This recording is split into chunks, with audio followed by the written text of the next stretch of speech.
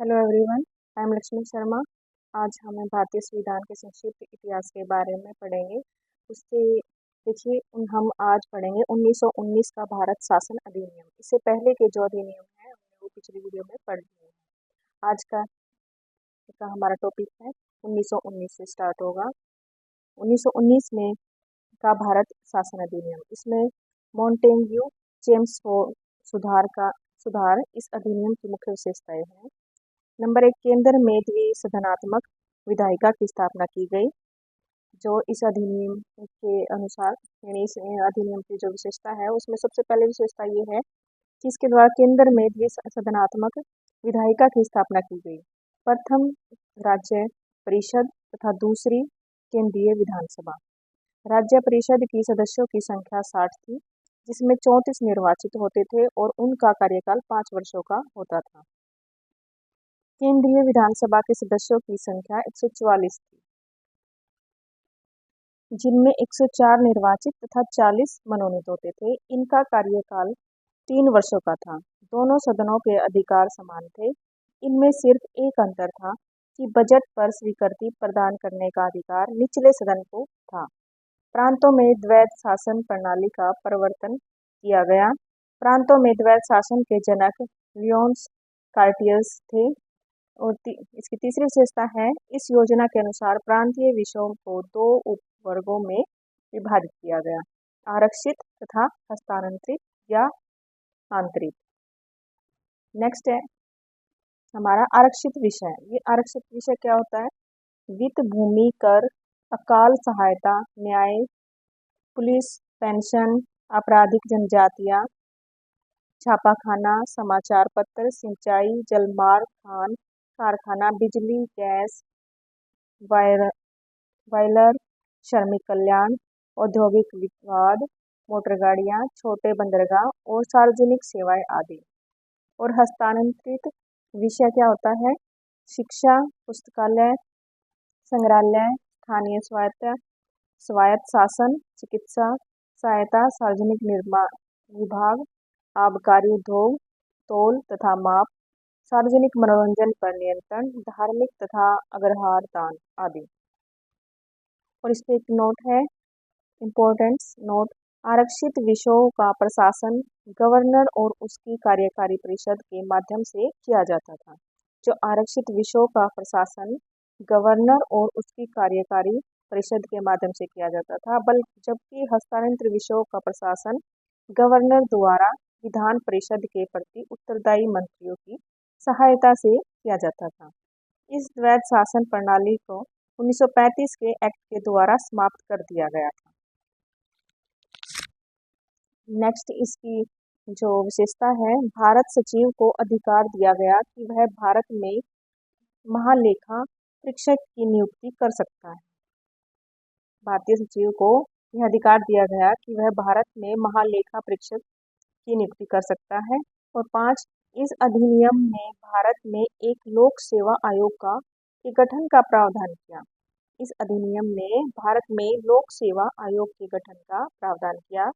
अतः 1926 ईस्वी में ली आयोग 1923-24 की सिफारिश पर सिविल सेवकों की भर्ती के लिए केंद्रीय लोक सेवा आयोग का गठन किया गया था। देखिए 1926 में ली आयोग 1923-24 की सिफारिश पर सिविल सेवकों की भर्ती के लिए केंद्रीय लोक सेवा आयोग का गठन किया गया था। ठीक है। नंबर 6 है, इस अधिनियम के अनुसार वायसराय की कार्य परिषद में 6 सदस्यों में से कमांडर इन चीफ को छोड़कर 3 सदस्यों का भारतीय होना आवश्यक था।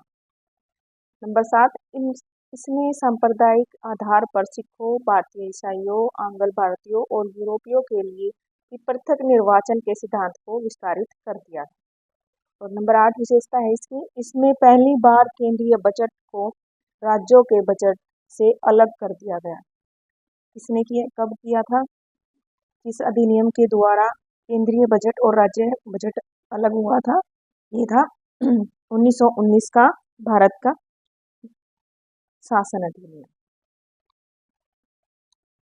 बनो इसके अंतर्गत एक वैधानिक आयोग का गठन किया गया, जिसका कार्य 10 वर्ष बाद जांच करने के बाद अपनी रिपोर्ट प्रस्तुत करना था। और नंबर 10, इस अधिनियम में केंद्रीय विधानसभा में वायसराय के अध्यादेश जारी करने की शक्तियों को निम्न रूप में बनाए रखा गया। नंबर 1, कुछ विषयों से संबंधित विधेयकों को विचारार्थ प्रस्तुत करने के लिए उसकी पूर्व अनुमति आवश्यक थी। और बी, उसे भारतीय विधानसभा द्वारा पारित किसी भी विधेयक को वीटो करने या सम्राट के विचार के लिए आरक्षित करने की शक्ति थी। और नंबर सी, उसे यह शक्ति भी थी कि विधानमंडल द्वारा नामंजूर किए गए या पारित न किए गए किसी विधेयक या अनुदान की प्रमाणित कर दे तो ऐसे प्रमाणित विधेयक विधानमंडल द्वारा पारित विधेयक के समान हो जाते थे। डी, यह आपात स्थिति में अध्यादेश बना सकता था जिनका अस्थायी अवधि के लिए विधिक प्रभाव होता था। ठीक है, ये इस अधिनियम में है 1919 का भारत का शासन अधिनियम। और नेक्स्ट नोट है इसमें मॉन्टेग्यू चेम्सफोर्ड सुधार भारत शासन अधिनियम 1919। देखिए, ये दोनों नाम से फेमस है, मॉन्टेग्यू चेम्सफोर्ड सुधार या फिर भारत शासन अधिनियम 1919 द्वारा भारत में पहली बार महिलाओं को वोट देने का अधिकार मिला। बहुत इंपॉर्टेंट क्वेश्चन बनता है यहाँ से कि पहली बार भारत में महिलाओं को वोट देने का अधिकार कब और किस द्वारा तय किया गया। तो ये जो भारत शासन अधिनियम 1919 के अनुसार महिलाओं को भी वोट डालने का अधिकार प्राप्त हुआ था। उस समय इंग्लैंड का प्रधानमंत्री लॉर्ड जॉर्ज था। कौन था? Lord George. अब है 1935 का भारत शासन अधिनियम। यह साइमन कमीशन की रिपोर्ट पर आधारित था। इसकी रिपोर्ट पर आधारित था साइमन कमीशन। 1935 ईस्वी के अधिनियम में 321 अनुच्छेद और 10 अनुसूचियां थी। कितने अनुच्छेद थे? 321 अनुच्छेद थे और 10 अनुसूचियां थी। इस अधिनियम की मुख्य विशेषताएं इस प्रकार हैं। नंबर 1, अखिल भारतीय संघ।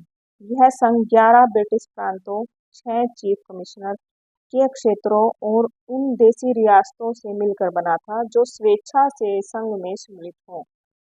प्रांतों के लिए संघ में सम्मिलित होना अनिवार्य था, किंतु देशी रियासतों के लिए यह ऐच्छिक था। देशी रियासतें संघ में सम्मिलित नहीं हुई और प्रस्तावित संघ की स्थापना संबंधित घोषणा पत्र जारी करने का अवसर ही नहीं आया। नंबर 2, प्रांतीय स्वायत्तता। इस अधिनियम के द्वारा प्रांतों में द्वैध शासन व्यवस्था का अंत कर उन्हें एक स्वतंत्र और स्वशासित संवैधानिक आधार प्रदान किया गया। इस अधिनियम के द्वारा 1935 का भारत अधिनियम द्वारा। नंबर 3, केंद्र में द्वैध शासन की स्थापना। इस अधिनियम में विधायी शक्तियों को केंद्र और प्रांतीय विधानमंडलों के बीच विभाजित किया गया। इसकी जो विधायी शक्ति थी कि केंद्र और प्रांतीय विधानमंडलों के बीच विभाजित किया गया। इसके तहत परिसंघ सूची, प्रांतीय सूची एवं समवर्ती सूची का निर्माण किया गया। नंबर ए, परिसंघ सूची के विषयों पर परिसंघ विधानमंडल को विधान बनाने की अन्य शक्ति थी। इस सूची में विदेशी कार्य, करेंसी और मुद्रा, नौसेना, सेना, वायुसेना, जनगणना जैसे विषय थे। और बी है, प्रांतीय सूची के विषयों पर प्रांतीय विधानमंडलों की अन्य अधिकारिकता थी। यानी इस सूची में वर्णित विषयों पर प्रांतीय विधानमंडल को कानून बनाने का अधिकार था। प्रांतीय सूची के कुछ विषय थे पुलिस, प्रांतीय लोक सेवा और शिक्षा। नेक्स्ट है सी, समवर्ती सूची के विषयों पर परिसंघ एवं प्रांतीय विधानमंडल दोनों विधान बनाने के लिए सक्षम थे। समवर्ती सूची के कुछ विषय थे दंड विधि और प्रक्रिया, सिविल प्रक्रिया, विवाह एवं विवाह विच्छेद आदि। ऊपर उल्लिखित उपबंधों के अधीन रहते हुए किसी भी विधानमंडल को दूसरे शक्तियों का अतिक्रमण करने का अधिकार नहीं था। लेकिन वायसराय द्वारा आपात की उद्घोषणा किए जाने पर परिसंघ विधानमंडल को प्रांतीय सूची के विषयों में विधान बनाने की शक्ति थी। 2 प्रांतीय विधानमंडलों के अनुरोध पर भी परिसंघ विधानमंडल प्रांतीय विधानमंडल के विषय में विधान बना सकती थी। समवर्ती सूची के विषयों पर परिसंघ विधि, प्रांत की विधि, पर अभिभावी होती थी। इस अधिनियम में अवशिष्ट विधायी शक्ति वायसराय को दी गई थी। और इस पे इम्पोर्टेंट नोट है, 1935 के अधिनियम के बारे में नेहरू एवं अंबेडकर की उक्ति। नेहरू जी की उक्ति थी, गुलामी का अधिकार पत्थर, और दूसरी, एक कार जिसमें ब्रेक तो है पर इंजन नहीं। और अंबेडकर जी की उक्ति थी, मुझे इस आरोप के संबंध में कोई क्षमा नहीं मांगनी है कि संविधान के प्रारूप में गवर्नमेंट ऑफ इंडिया एक्ट 1935 के बड़े भाग को पुनः उत्पादित कर दिया गया।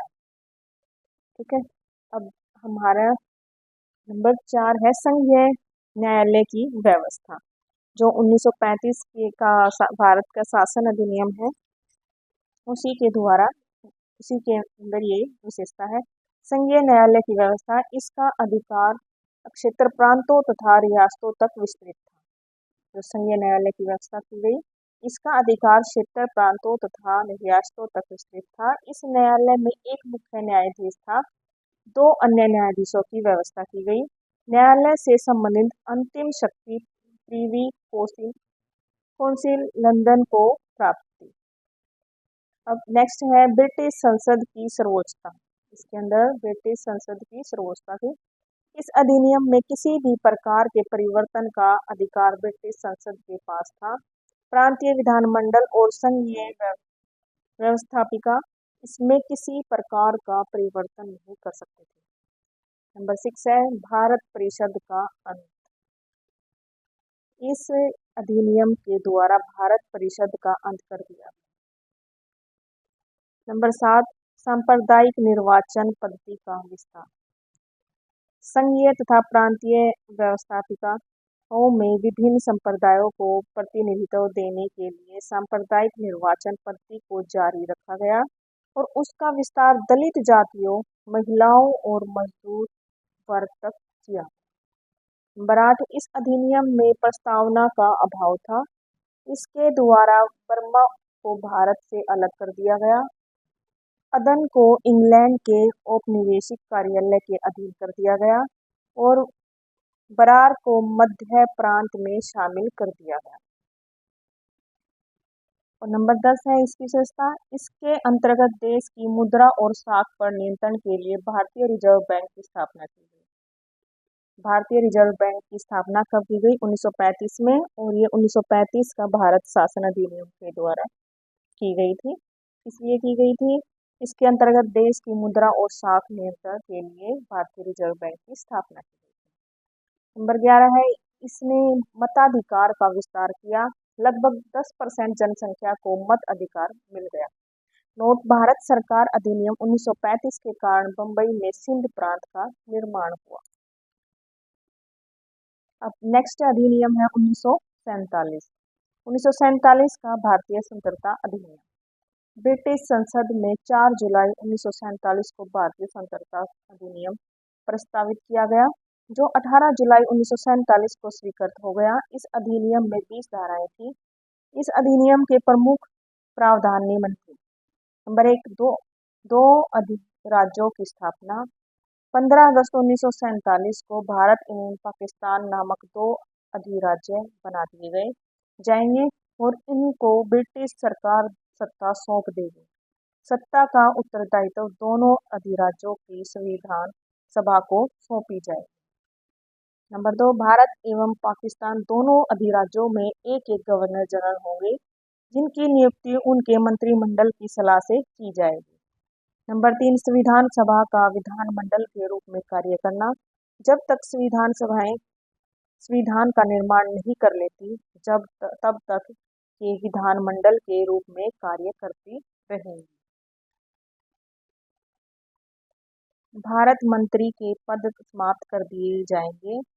नंबर 5 है 1935 के भारतीय शासन अधिनियम द्वारा शासन जब तक संविधान सभा द्वारा नया संविधान बनाकर तैयार नहीं किया जाता है, तब तक उस समय 1935 के भारतीय शासन अधिनियम द्वारा ही शासन होगा। नंबर 6, देशी रियासतों पर ब्रिटेन की सर्वोपरिता का अंत कर दिया गया। उनको भारत या पाकिस्तान किसी भी अधिराज्य में सम्मिलित होने और अपने भावी संबंधों का निश्चय करने की स्वतंत्रता प्रदान की गई। नंबर 7, इसकी विशेषता, इस अधिनियम के अधीन भारत डोमिनियन को सिंध, बलूचिस्तान, पश्चिम पंजाब, पूर्वी पंजाब बंगाल, पश्चिमोत्तर सीमा प्रांत और असम के सिलहट जिले को छोड़कर भारत का शेष राज्य क्षेत्र मिल गया। नोट, सिलहट जिले ने भारतीय स्वतंत्रता अधिनियम 1947 के प्रवर्त होने के पूर्व जनमत संग्रह में पाकिस्तान के पक्ष में मत दिया था। नंबर 2 है भारतीय संविधान सभा। देखिए, यहाँ तक 1947 का भारतीय स्वतंत्रता अधिनियम तक ये हमारा यहाँ तक भारतीय संविधान के इतिहास का संक्षिप्त वर्णन था। इसी तरह से हमारे जो संविधान का निर्माण हुआ था उसकी हमने डिटेल में स्टडी की है। अगर आपको इसमें कोई और टॉपिक सीखना है, सुनना है, पढ़ना है तो आप प्लीज़ कमेंट करें और मेरी वीडियो अच्छी लगी हो तो प्लीज़ लाइक करें। इसके बाद हमारा नेक्स्ट टॉपिक होगा भारतीय संविधान सभा। Thank you for watching.